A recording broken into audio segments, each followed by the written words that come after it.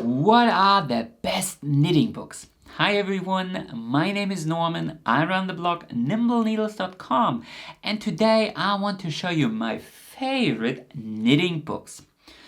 We have a new lockdown here in Germany. There's tons of snow outside, so I guess it's the perfect time to enjoy some lovely tea and read a nice book. I'm also in desperate need for a new haircut, which explains why I'm wearing a beanie inside, but that's a different story. So if you are an advanced knitter or even a beginner and you would like to expand your horizon, then this video will be perfect for you. Next to me are 10 knitting books I can recommend from the bottom of my heart, and we will go through them one by one. I try to focus on books that have a very long, shelf life, I guess, because as a beginner, you might be interested in learning basic stuff, like how to knit the stockinette stitch. But once you are past a certain point, you don't need that kind of information anymore. So I made sure to pick books that will still be interesting, even if you've been knitting for 30 years like I do. So books you can consult and read over and over again. All of these books here, they focus on technical aspects, knitting methods, history, and not so much on patterns. There are lovely books with knitting patterns out there, but I feel they are so much more subjective. Maybe you are a Harry Potter fan, I don't know. So a book with Harry Potter inspired knitting patterns will be well received. But for the rest, maybe it's only mildly interesting. So with that being said, let's dive right into my list of the 10 best knitting books.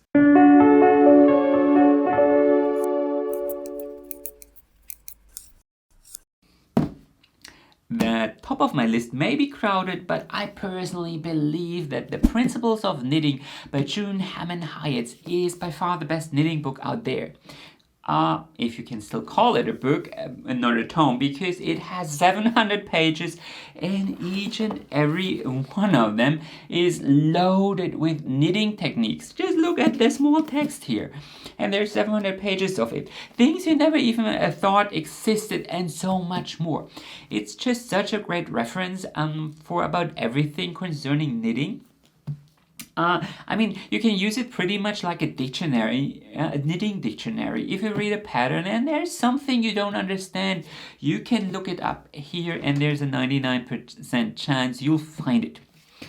I'll put a link to the book on Amazon in the description below, along with all the other books I'm mentioning in this video. I have to say that beginners will probably have a hard time accessing this book. Very few of the techniques are illustrated, so there's a lot of small text. And an experienced knitter will be able to process things like knit into the back loop, slip the stitch back to the left needle, and then knit yarn over knit into the same stitch. But a beginner might have problems with that. So a very, very excellent reference book for intermediate and advanced knitters. My second favorite book is the Japanese Knitting Stitch Bible by Hitomi Shida. Not only because I love everything Japanese and I actually do speak the language, but because I sincerely believe this is probably the best pure knitting stitch pattern book on the market. Don't be confused, this is the German edition, but it's available in I don't know how many languages, but English for sure.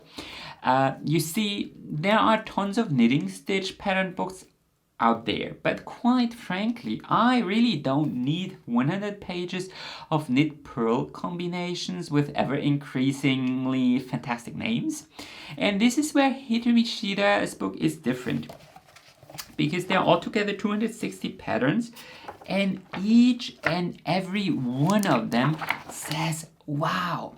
So if you are an experienced knitter and you know how to knit your socks and your sweaters, this can be an excellent resource. So before you start your next project, you simply browse through the patterns and pick one that sparks your interest and use it. I have to say, there are some crazily complicated uh, techniques involved in some of the knitting stitch patterns, but there are also some that are a bit easier. But you know, don't expect the 2x2 rib or the waffle stitch. Some of this is challenging, but you know, it stays challenging. The third book I want to recommend is The Knitter's Book of Yarn by Clara Parks. Before I go on, I quickly wanted to remind you that I love shooting these videos, but I need your support. So why don't you give my video a little thumbs up or leave a nice feedback or even subscribe to my channel. So why do I like this book so much? When I look around Instagram, Ravelry or other platforms where knitters share their projects, you know, not professionals, but normal knitters, there's one thing I notice way too often. It's a lovely project, a lovely pattern, but it turned bad because someone picked the wrong yarn. And this is a topic very, very dear to my heart. A lot of knitters, and they run into a yarn shop and go like, I love that color and it's just so soft. Yeah, I mean, you can do that and there's nothing wrong with that. But yarn is also about the ply, the spinning technique, the quality, and the actual material. And all these factors have such a huge impact on the appearance of your fabric. I mean, and this book really will help you deciding on the perfect yarn for your project. Have you ever knit a project in a 2x2 rib only to notice that your ribbing looks totally horrible? Please comment below if you did, because the chances are really high you were using a yarn with a set ply or too much friction and that messed up your ribbing. And this book here is an excellent primer on all those yarny things. And you will find very detailed information on all different materials and spinning methods and so on. And there are also 40 patterns included that will show you how to use all these yarns properly. So I feel it's a very well-rounded book, and that has, and that is maybe even more important, that has a different approach, an approach that really is important. Knitting book number 4, Knitting Without Tears by Elizabeth Zimmermann. The Knitter's Almanac by her is maybe even better, but I can't show it to you because I have it with my parents and currently visiting them is a bit more problematic. Again, you'll find the links in the description below. In a way, these books are a bit like traveling back in time because they are 5 decades old. Still, they matter because it's not like the way you knit the knit stitch changed in the meantime. And Zimmermann's approach is a bit unique, not only her humor, but her very practical way of explaining things. She identifies those common problems and presents you with a very nice and easy solution. I have to say that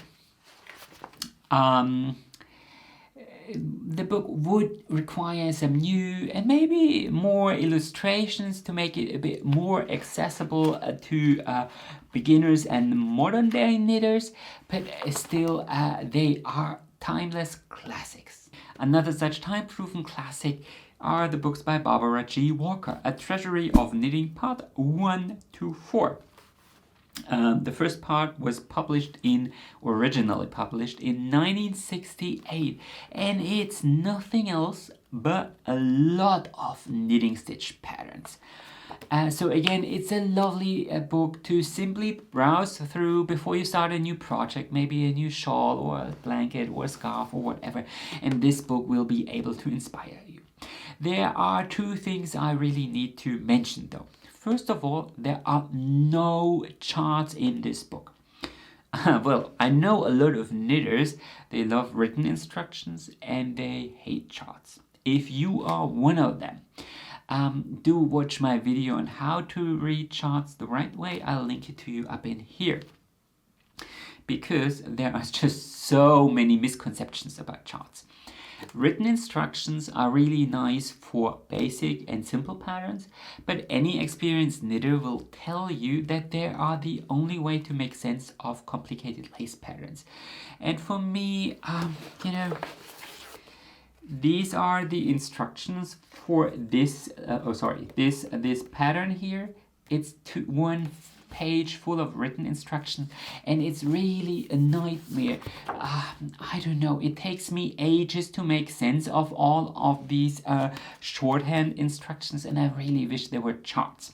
And the second issue, it's only black and white pictures, so not ideal. Still, it is a true treasury and worth owning. Book number 6 on this list is Vogue Knitting. I have a confession to make. I have never been a fan of Vogue Knitting. For me, the designs and everything has always been a bit old-fashioned and dated and not at all on Vogue. But this book really is excellent. It may not be perfect for absolute beginners, but once you understood your knits and purls, this will be a true gem that will help you learn so much more about this amazing craft. There are tons of really clear and well-designed illustrations and pictures, and it's just the right balance between too little and too much information.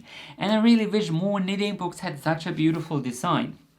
I mean, it's important to realize that only pretty pictures won't get you anywhere. But likewise, the best explanation can be worthless without a good illustration, and I think this is the strong point of this book. So if you are a visual learner, this book is a must-have. Book number 7 I want to show you is Ann Bud's handy book of sweater patterns. She has quite a couple of these books out there, and actually I wouldn't even call them proper books. They are more like craft folders. And you won't find much else but tables in them. Sounds boring, quite to the contrary. Each of her books is filled with only a handful of patterns. Sweaters in this case, raglan, seamless, and so on. And you will find very detailed information on how to adjust it to your size. And how to change the pattern if you're knitting for a child or a man, or if you're a bit stronger around your hips, or have big shoulders, or have a relatively small chest, or you need those big breast darts here, and so on. So I think it's really one of the best books for anyone who loves to design their own patterns, but maybe needs a bit of guidance still. And if you're knitting for yourself, you can take your own measurements. But if it's a gift and needs to be a surprise, this book really will help you along. Book number 8, 200 Feral Motifs, a Knitter's Directory by Mary Stain Nucklestone. By the way, do I pronounce all these names correctly? Please comment below, I'm never really sure. Feral or threaded knitting is probably the most popular colorwork technique of these days, and this book really will be able to teach you some very important basics about the technique. And there are 200 traditional motifs included. I personally wish there were some more extravagant and modern motifs included as well, but as far as Feral books go, this really is the best in my opinion. And again, you can just browse through and let yourself be inspired. Book number 9, Bäuerliches Stricken by Lisl Fanderi. This is a German book, and there is sadly no translation, and it pains me. These books are so good. And what Lisl Fanderi did is she collected historic and traditional knitting designs from Bavaria and Austria and put together 3 books. And the result is there, all these traditional in historic knitting stitch designs in these books you won't find anywhere else. And for me, these books have been such a huge inspiration, and otherwise I probably wouldn't have included them here. On the plus sides, most of the pages, they're just charts and pictures, so maybe an experienced knitter may make sense of it. If regional knitting styles is something that interests you, then you may pick up Knitted Lace of Estonia by Nancy Bush.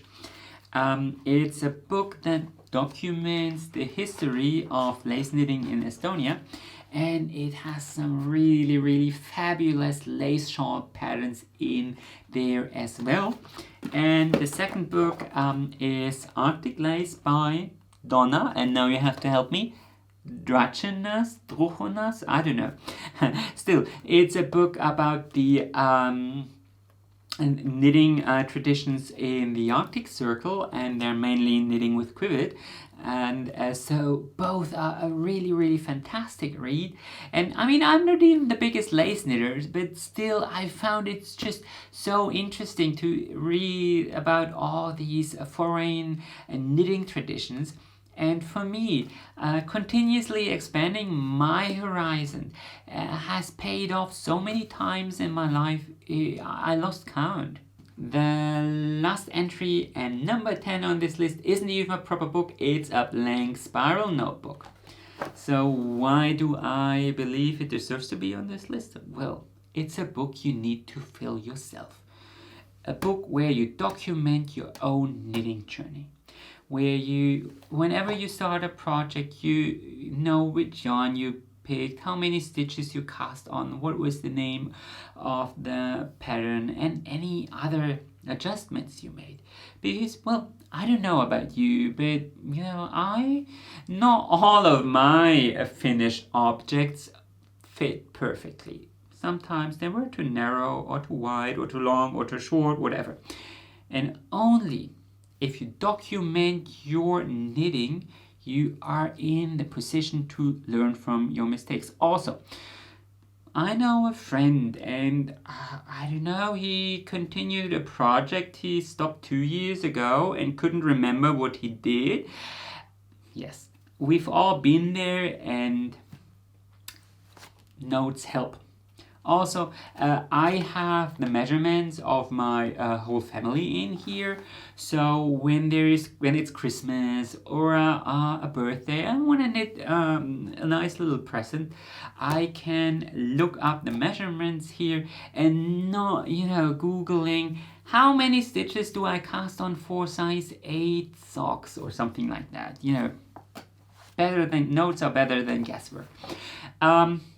I love notebooks. I know a lot of people document their stuff in their computer or on Ravelry online. The thing is, when I started knitting, there wasn't Ravelry and there wasn't even the internet. So maybe that's why I'm a bit more conservative.